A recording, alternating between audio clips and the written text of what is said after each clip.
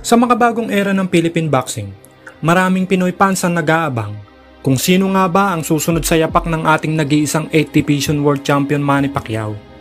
At kung sino nga ba talaga ang makakalupig sa ngayon kinatatakutang undefeated, pound for pound, at tinaguriang the monster ng Japan na si Naoya Inoue, na sa lakas at bilis nitong Hapon ay talaga namang masasabi mong imposibleng matalo. Subalit alam niyo po ba na may isang bagitong Pinoy ngayon ang tila nagpakabog sa dibdib nitong si Naoya? Gulat na gulat at di makapaniwala sa lakas ng Pinoy.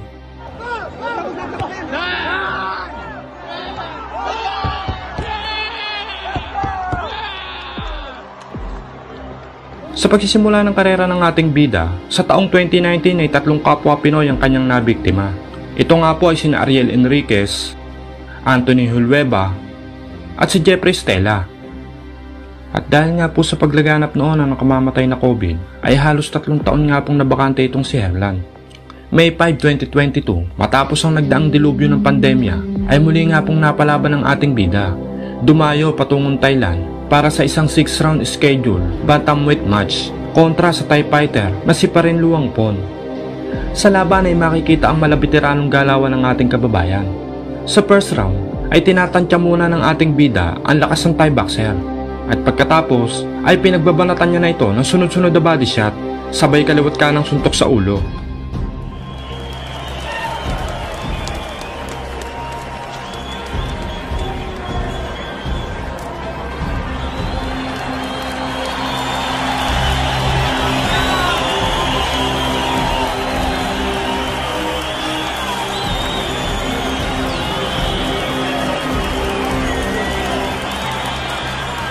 Sa second round naman ay nakabawi ang kalaban. Pine-pressure ng hometown fighter ang ating pambato.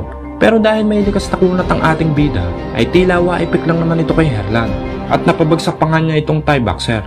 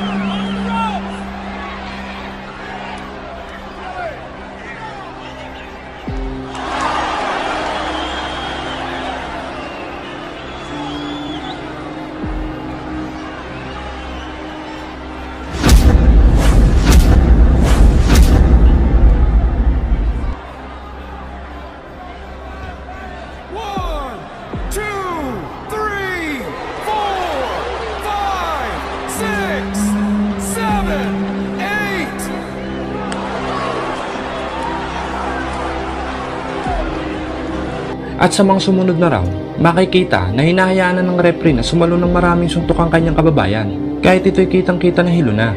Tiniis niyang panoorin ng Thai boxer na magulpe hanggang sa tumunog ang bell. Sa laban, ay hahanga ka rin naman talaga sa Thai boxer na si Parin. Sapagkat sa dami ng mabibigat na suntok na kanyang sinalo mula sa ating bida, ay nagawa pa rin itong umabot hanggang sa dulo ng round. Ngunit hindi nga po naging sapat ang kanyang lakas upang talunin ng ating kababayan. Panalo ang ating bida by a unanimous decision. At matapos ang pagkapanalo kontra kay Parin, halos 3 buwan lang ang lumipas, August 3, 2022, ay muli nga po itong naitapat sa isa pang Thai boxer na si Sarawut Jamtong, kung saan panalo ang ating bida by a unanimous decision. Ayan! Ayan! Sige! Sige! Sige! Ayan!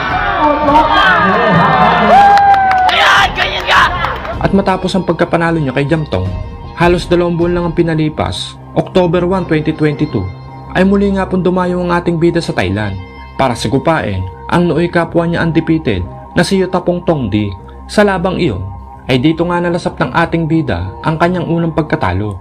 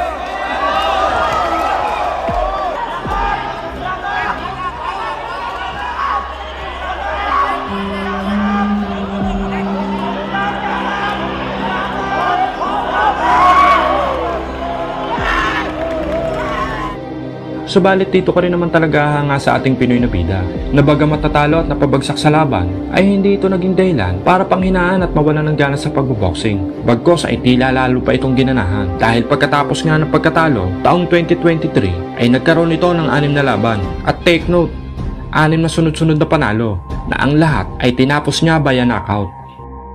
January 25, 2023, una nga sa kanyang nabiktima ay si Thanachai Kamnon na tinapos niya via technical knockout sa round 2.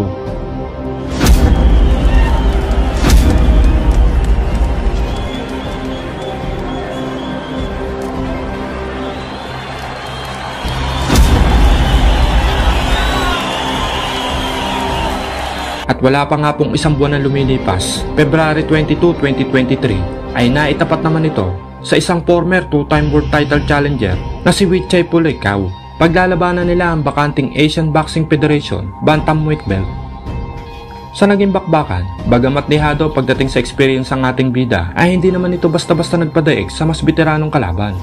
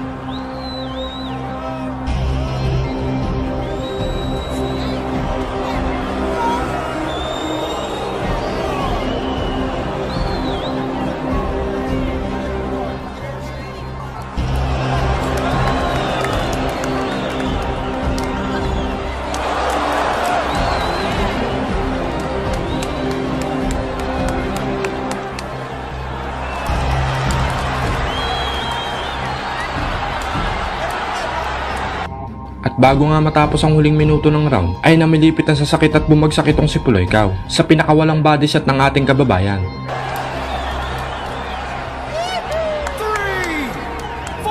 Tumayo pa rin naman ito at nagpatuloy sa laban. Subalit ilang segundo lang ay muli na naman bumagsak itong si Pulekau matapos rat-ratin muli ng ating bida.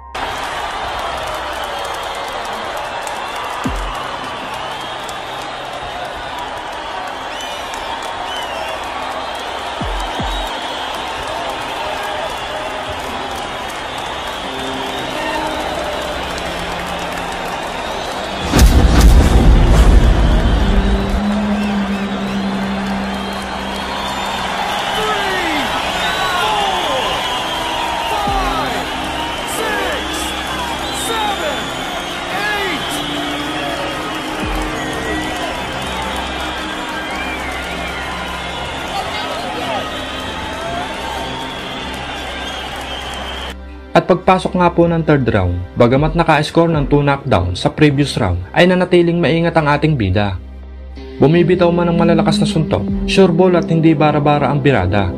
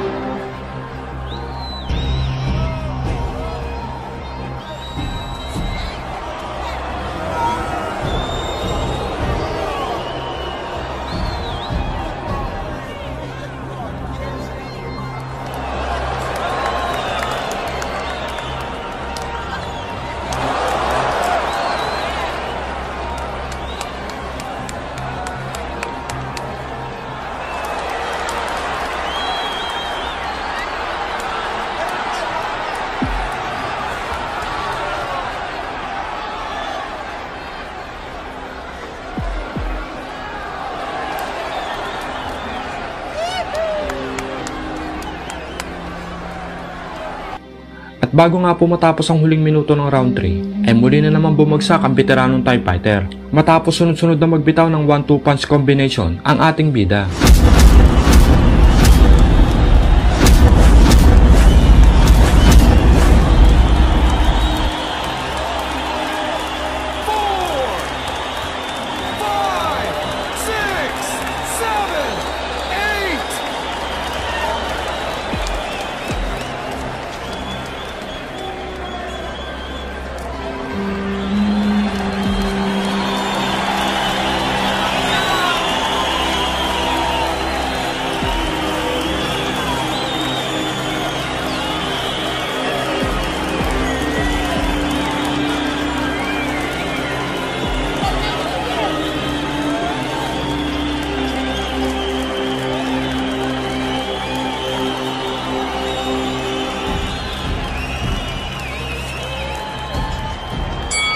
At pagdating nga po ng round 4, halos wala pang isang minuto ang nakakalipas, ay sumapol ang isang napakalutong na suntok sa sentido nitong si Puleykaw na siyang agad nagpabagsak dito.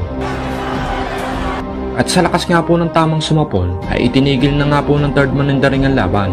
Panalo si Herlan via technical knockout sa round 4.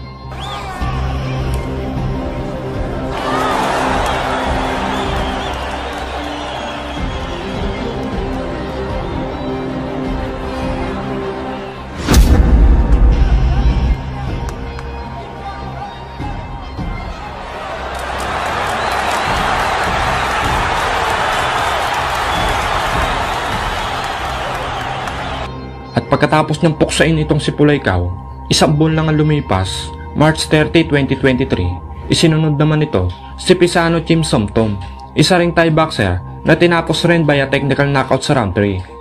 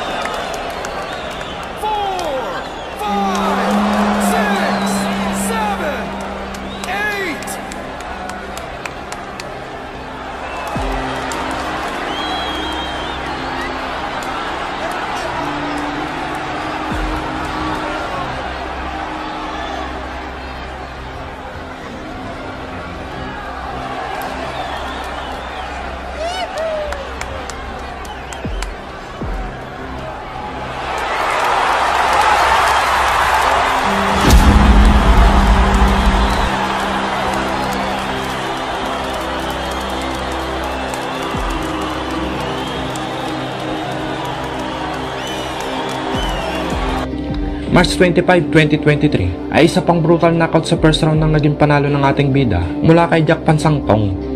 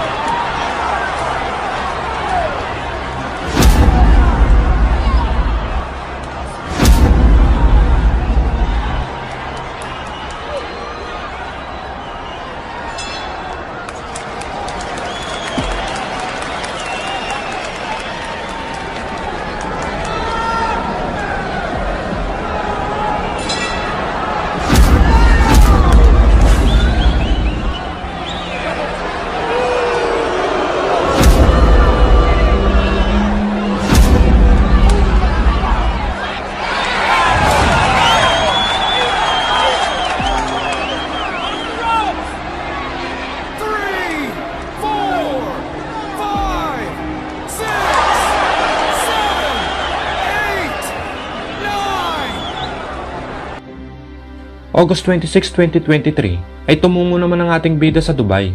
Doon ay para labanan ang Indianong boxer na si Vigas Dahia na walang kapalag-palag na pinuksa ni Herlan via technical knockout sa round 1.